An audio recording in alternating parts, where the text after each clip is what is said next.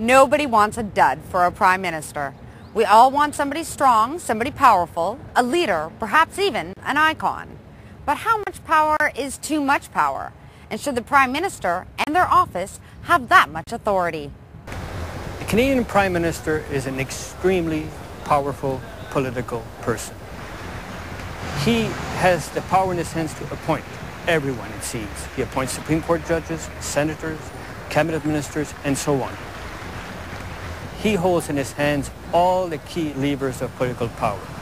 Indeed, if you compare his power to that of the President of the United States, the Prime Minister of Great Britain, the President of France, I would make the case that within the federal government, he holds more power than his counterparts. Well, the Prime Minister's office is really the central agency in our national government. It's the apex of power. When I was first elected back in 1984, someone else elected that year was Tom Hawken, who had written a book called The Apex of Power, and it was his analysis of how all the power in Ottawa went up to and was concentrated in the Prime Minister's office. And after we were in Parliament a few years, I said, well, Tom, now that you've been here and you've actually seen up close and personal what you wrote about previously as a professor, what do you think about the apex of power in your thesis? And he said, it's actually far more concentrated than I even believed. Certainly we expect our prime ministers to be powerful. They are, after all, the leader of our government. But how much say do they have in the inner workings of Parliament? How much control can they exercise? How far does their reach extend? The Prime Minister is virtually all-powerful in our system. It really does come down to that. If a Prime Minister leads a majority government, he or she controls his party, so there's not very much internal pressure. He names and fires cabinet ministers, senior public servants. There's an extraordinary concentration of power there. That's where the power of the executive has gathered so much. It has to do with the power of the Prime Minister. Okay, we're going to go straight. No, stop. Sorry.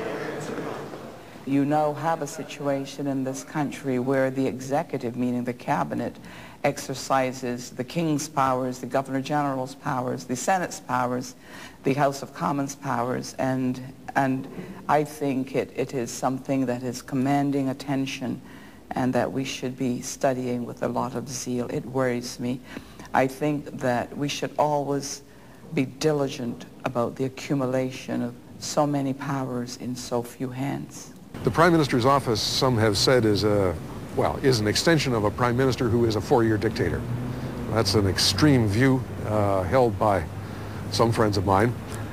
I wouldn't go that far, but it is certainly true in our system that a Prime Minister wields a great deal of power. The Prime Minister's office has grown considerably over the last several decades, and it's partially a function of our parliamentary system, which vests significant power in maintaining the confidence of the House and maintaining a caucus that is supportive and maintaining control over that caucus. And we've seen, with this Prime Minister in particular, that being used very effectively.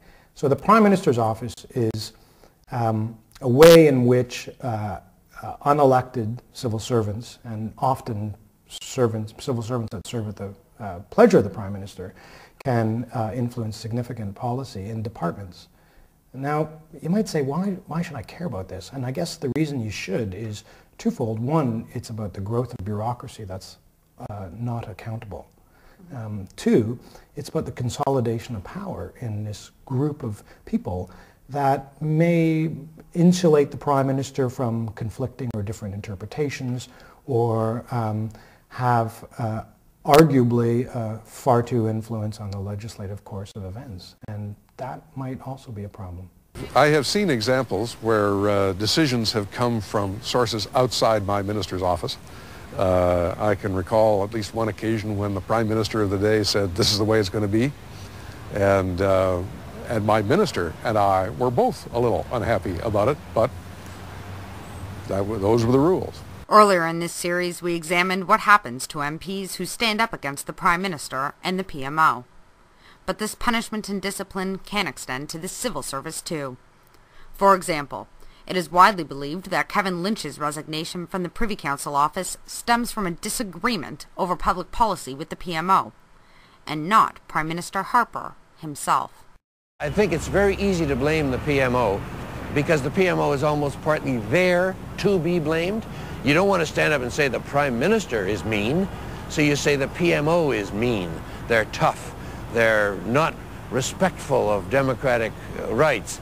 It's very easy to pick the PMO as the whipping boy. They don't wield any power that isn't given to them expressly and by delegation from the Prime Minister himself. And the second he wants them to stop doing anything that they're doing, he says so and they stop. What's wrong is that there is so little control over them by anybody outside the Prime Minister's direct entourage. But this control, this shift of power from the people in the form of our MPs to the Prime Minister's office and Prime Minister didn't happen overnight. As with all things political, this exchange was systematic, almost institutionalized. I think the Prime Minister's office does wield too much power, but again, it's a function of the system we're in. I mean, if I was in the Prime Minister's office, I would say, we are in a minority government, we need to maintain the confidence of the House, and making sure our legislative agenda, which we were duly elected for, passes is our priority. I think all that's fair. And the instrument that's used is the Prime Minister's office. What has changed, I think, is the sort of the growth of its power and the size. From a few, a dozen or so staffers to hundreds is a considerable growth. With Prime Minister Trudeau began a different approach of consolidating power administratively in the Prime Minister's office, as well as in terms of the, not just administratively, but also in terms of the communication and the political communication, and extending that into the upper echelons of the public service. So the beginning of what you would call the politicization of the public service at the higher level. With Prime Minister Mulroney, he did not dismantle any of that. He continued to consolidate it. And then under the long 3 terms of Prime Minister Jean Chrétien, it seemed that he too found new ways to tighten the screws. Each successive Prime Minister seems to find ways of tightening down the screws so that there's tighter and tighter control, and that certainly is again the case with Prime Minister Harper. In our experience in Canada, with all those powerful prime ministers, Trudeau and Mulroney and Chrétien and now Prime Minister Harper, what is missing is the openness at the top for different views and dissenting opinions to influence the policy making. It took about 1,000 years to get certain powers away from the king. And supposedly they were to come to Parliament, but it took about 50 years to give those powers back to the Prime Minister.